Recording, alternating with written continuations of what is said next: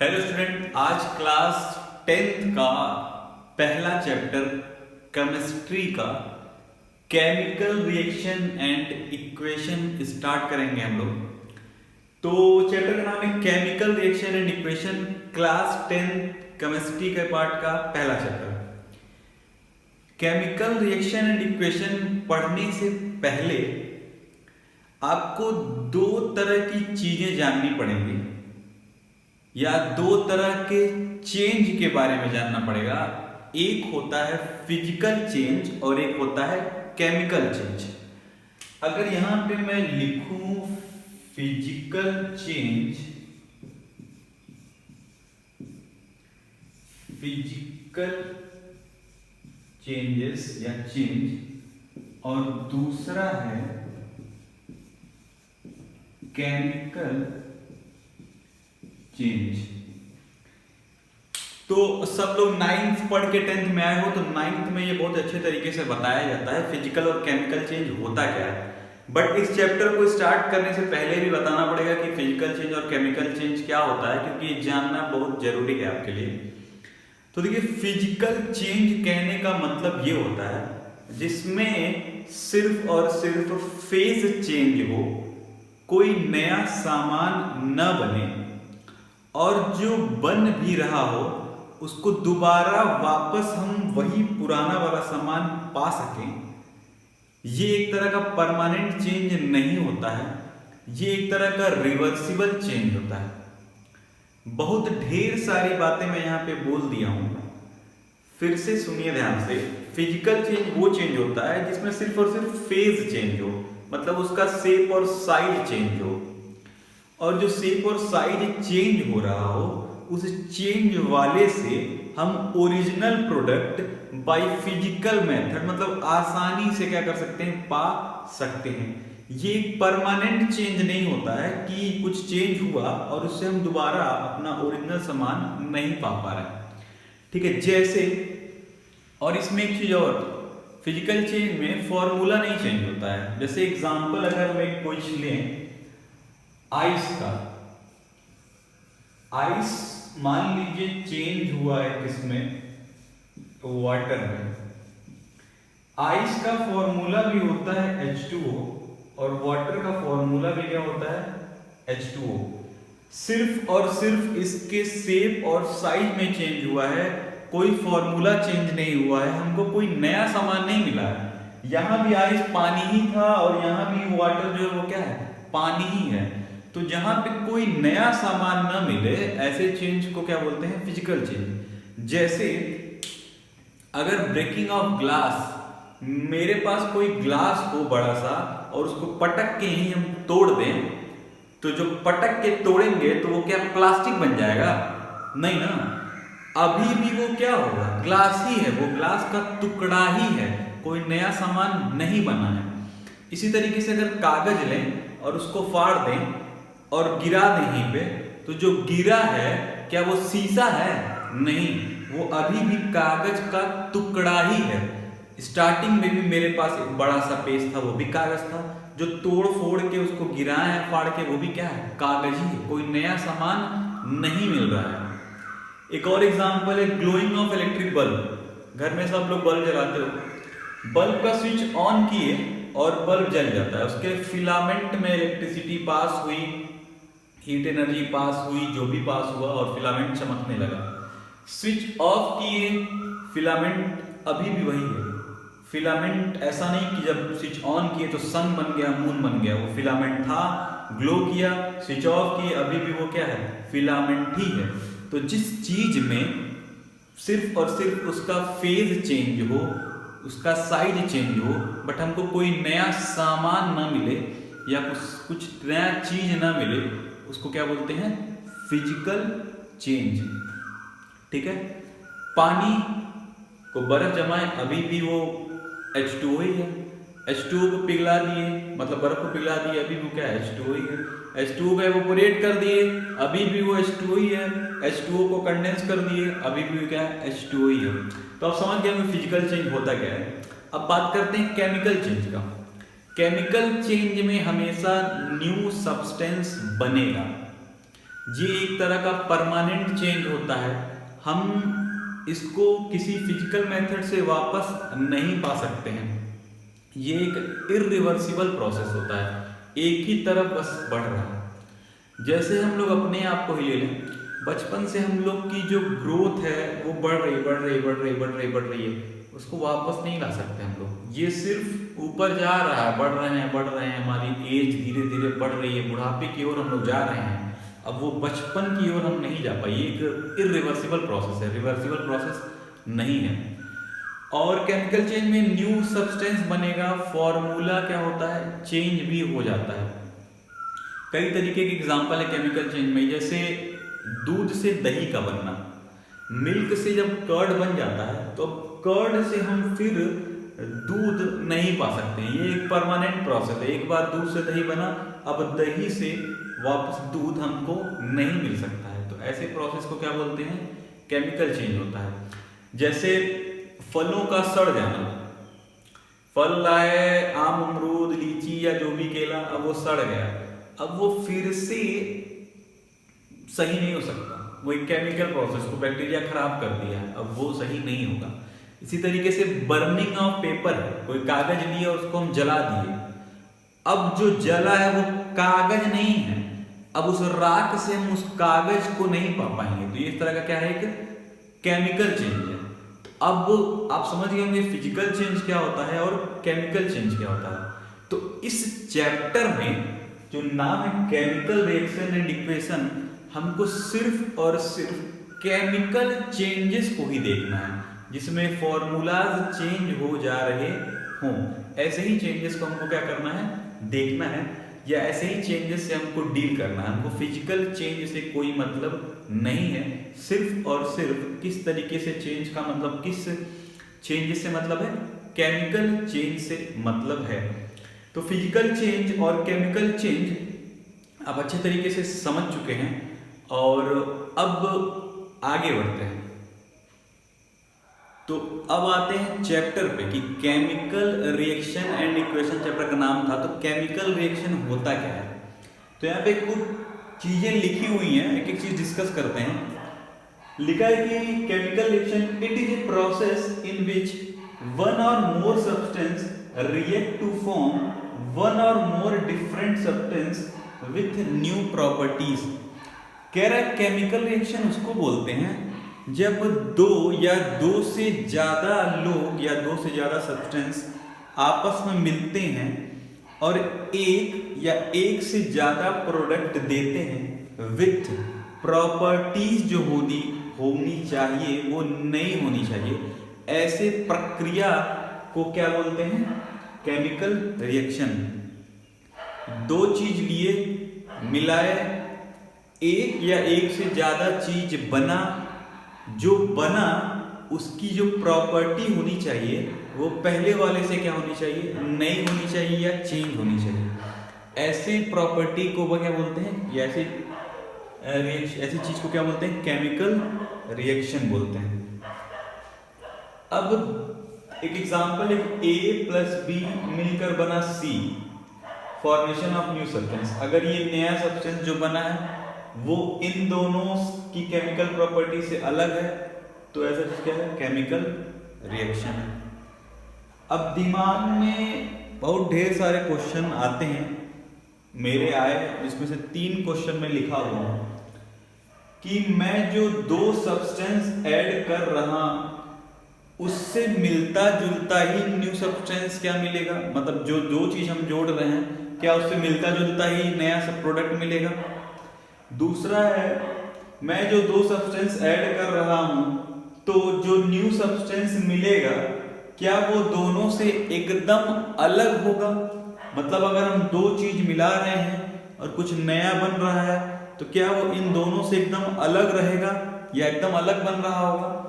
तीसरा क्वेश्चन आता है कि मैंने जो दो सब्सटेंस मिलाया तो जो न्यू सब्सटेंस मिला क्या वो दोनों के साथ साथ कोई तीसरा भी होगा, मतलब जो दो सब्सटेंस हम मिलाए और प्रोडक्ट बन रहा है वो इन दोनों से मिलता जुलता बने और कोई नया भी क्या आ सकता है उसमें।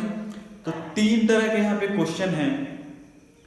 तो इसका आंसर यही है कि जब भी हम कोई दो चीज मिलाएंगे या रिएक्ट कराएंगे तो जो भी नया प्रोडक्ट मिलेगा वो उन दोनों से मिलता जुलता ही होगा, बट उसकी जो प्रॉपर्टी होगी वो उन दोनों से नई होगी, मतलब न्यू प्रॉपर्टी होगी। प्रॉपर्टी क्या होनी चाहिए?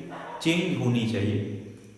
इसका एक सिंपल सा एग्जांपल है, जैसे डेली लाइफ में अगर एक देखें छोटा सा एग्जांपल, बहुत बड़ा सा एग्जांपल है कि मम्मी पापा मिले, मम्मी पापा आपस में रिएक्शन किए और जो प्रोडक्ट मिला क्या उनसे मिलता जुलता नहीं है? उन्हीं से मिलता जुलता है। ऐसा नहीं कि मम्मी पापा मिले और गाय पैदा हो गया, भैंस पैदा हो गया, घोड़ा पैदा हो गया, गधा पैदा हो गया, ऐसा नहीं है। मम्मी पापा जब भी मिलेंगे तो पैदा होगा इंसान, उन्हीं से मिलता जुलता पैदा होगा, बट प्रॉपर्टीज नई हो सकती हैं या नई ही होंगी, न्यू ही प्रॉपर्टी होगी। उस बच्चे की जो प्रॉपर्टी होगी वो मम्मी पापा से क्या होगी? अलग होगी। तो यहां पे भी इन तीनों का आंसर यही है कि जब भी हम दो चीज को मिलाएंगे तो जो नया प्रोडक्ट बनेगा वो उन दोनों से मिलता जुलता ही होगा और बस उसकी प्रॉपर्टीज क्या होगी? नई होगी। जो मैं बार बार ये बोल रहा हूं कि दो सामान जो मिलाए जो प्रोडक्ट बनेगा उनसे मिलता जुलता ही होगा, अभी इसको और मैं क्लियर कर रहा हूं कि क्यों मैं ये कह रहा हूं कि मिलता जुलता होगा बट उसकी प्रॉपर्टी नई होगी। तो इसको रफ करते हैं और बताते हैं कि क्या मैं कहना चाह रहा हूं। मार्कर नहीं मिल रहा है, मार्कर मिल गया।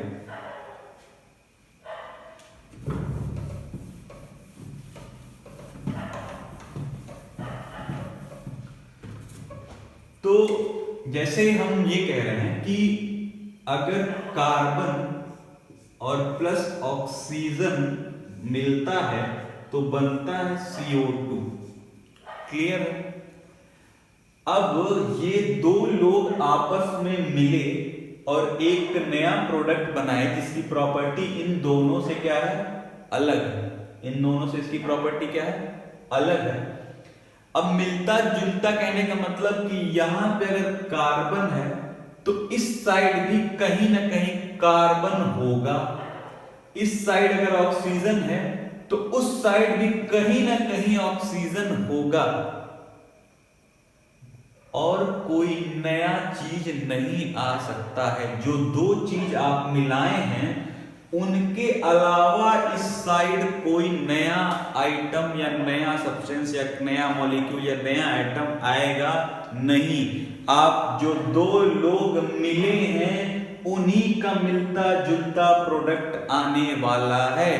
मम्मी पापा मिले हैं तो इंसान ही आएगा, जानवर नहीं आ सकता है। मैं यही कहना चाह रहा था।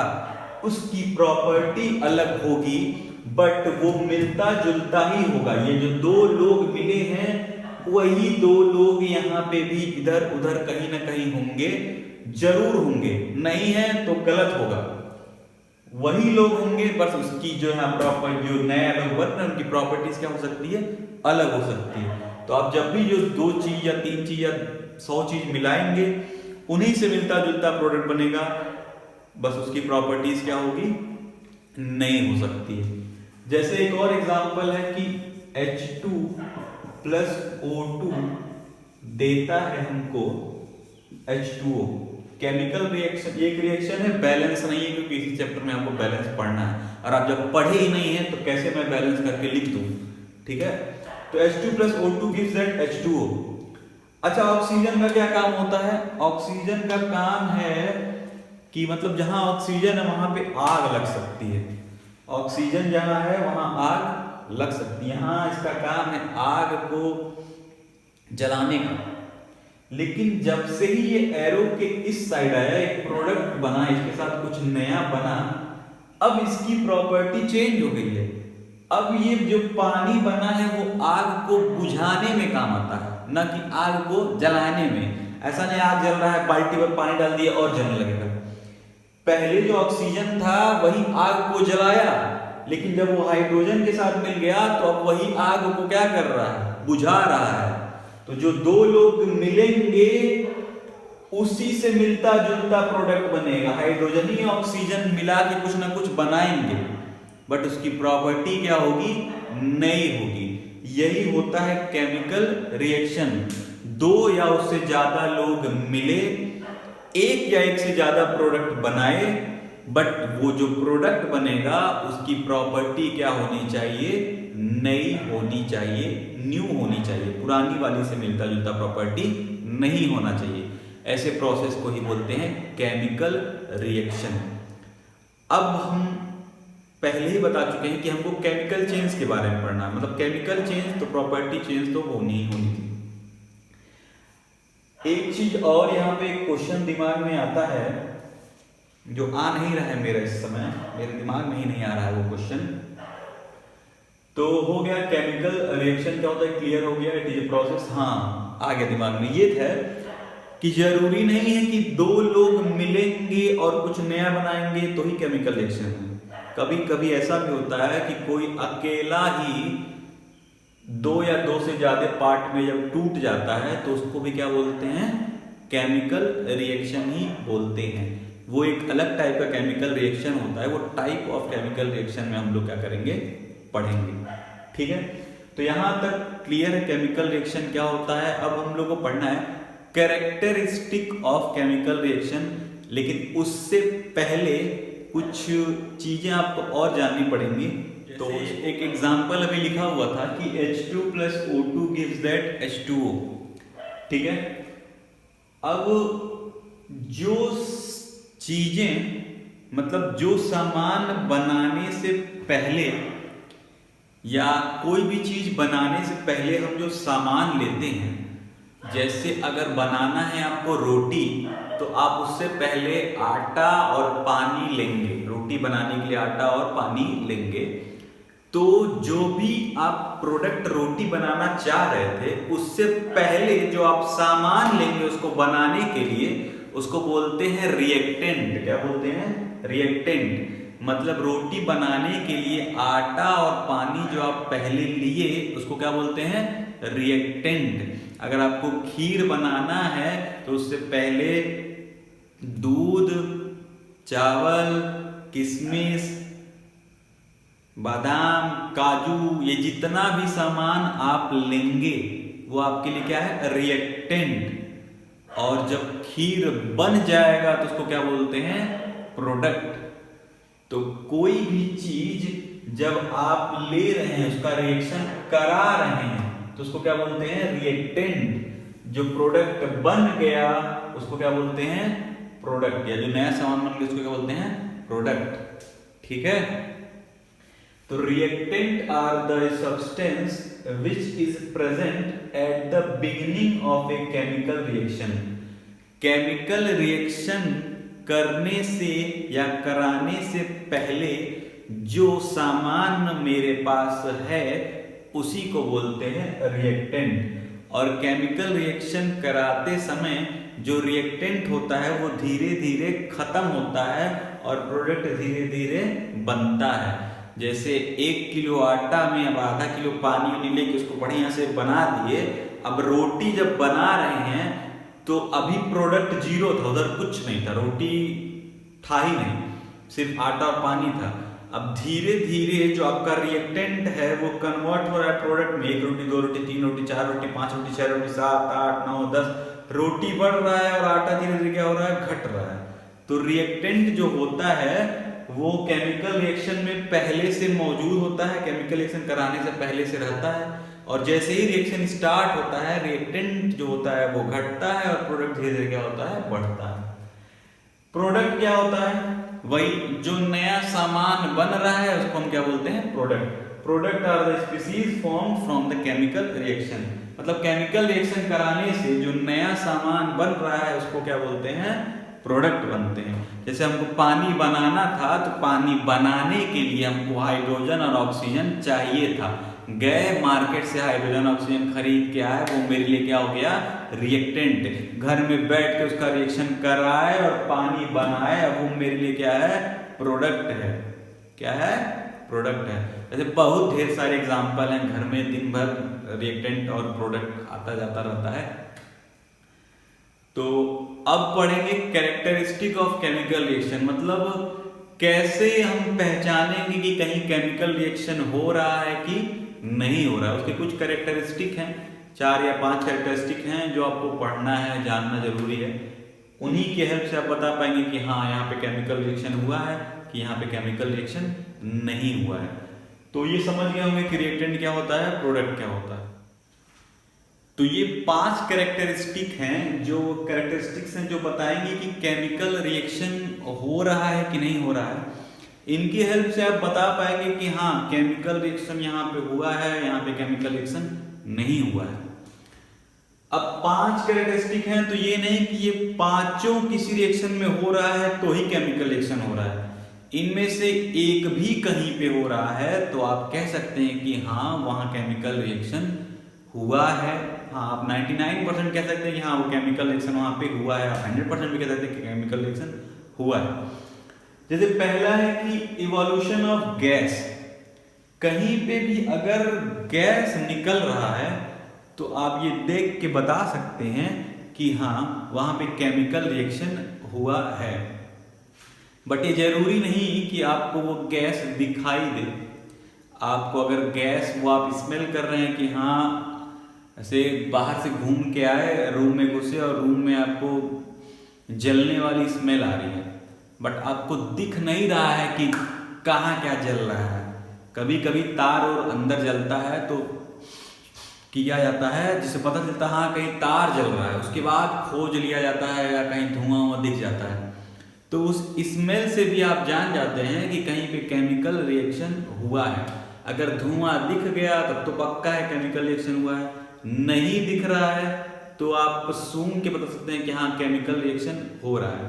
कभी कभी ऐसा लगता है कि आप सूंघ भी ना पाए, आप देख भी ना पाए, हो सके आप महसूस कर लें, हो सके आप उसके साउंड से पता कर लें कि हाँ कहीं पे केमिकल रिएक्शन हो रहा है, वहाँ पे गैस रिलीज हो रही है। जैसे हम ही लोग के पेट में बहुत ढेर सारे केमिकल रिएक्शन होते रहते हैं, हम लोग को डकार आता है, वहाँ से गैस निकलती है, दिखती नहीं है और ना ही स्मेल होता है। हम अपने साउंड से, साउंड पता नहीं कैसा कैसा साउंड होता है, हम पहचान जाते हैं कि हाँ कहीं पे केमिकल रिएक्शन हुआ है या अंदर हो रहा है, वहाँ से गैस क्या हो रही है, निकल रही है।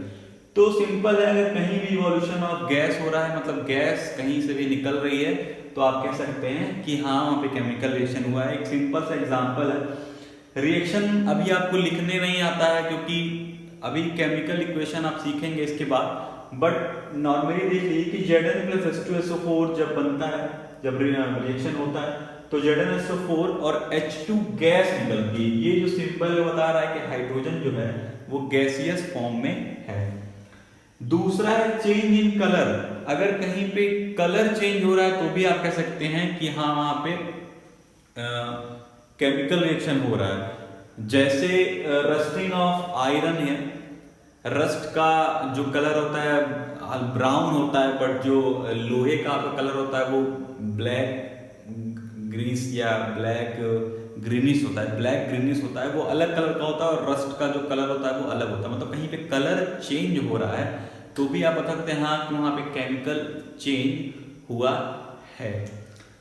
जैसे फल जो होता है, फल का हो सकता है पहले कुछ कलर और कुछ दिन आप रख देते हैं तो वो जब सड़ जाता है तो उसका कलर कुछ और हो जाता है, तो आप देख के बता सकते हैं कि हाँ वहां पे कुछ केमिकल रिएक्शन हुआ है।